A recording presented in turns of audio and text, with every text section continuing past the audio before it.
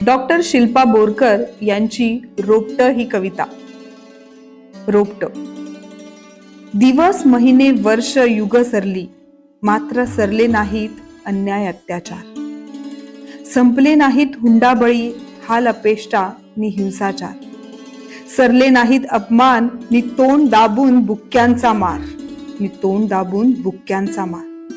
नेहमी हो नेहमीच तिला गपगार केलं. आरोप प्रत्याचारांचे केले तिच्यावर प्रहार. प्रशंसनी गोष्टींना तिच्या ठरवले कसपटा समान.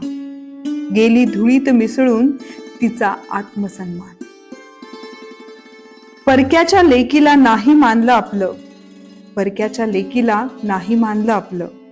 उबदार सुरक्षित मायेचं वातावरण दिलं नाही चांगलं. सिद्ध करायला स्वतःला धडपडलं ते लेकरू, सिद्ध करायला स्वतःला धडपडलं ते लेकरू.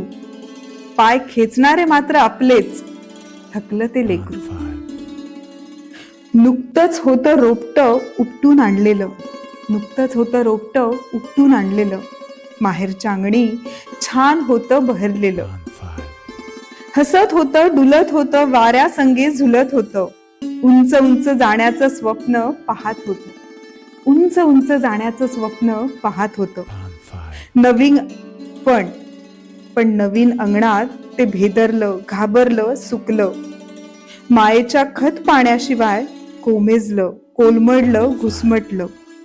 सारा दोष दिला मग जुन्या अंगण आणि मातीला, सारा दोष दिला मग अंगण आणि जुन्या मातीला.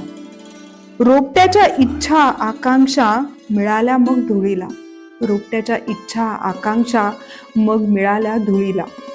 रोपटं झालं खूप निराश, जगण्याची त्याची संपली आस. मनाशी केला त्याने एक निर्धार, परतवून लावू सारे वार. परिस्थितीने घडवलं कोमलतेला वज्रासमान, परिस्थितीने घडवलं कोमलतेला वज्रासमान. येऊ दे कितीही अग्निबाण, होणार नाही गतप्राण.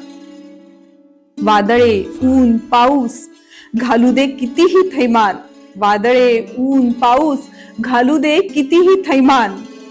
अविचल उभे राहीन रोपट एखाद्या वटवृक्षा समान. नवीन मातीत करेल स्वतःचे नव अस्तित्व निर्माण, मग नवीन मातीत करेल स्वतःचे नव अस्तित्व निर्माण. असंच हे रोपट.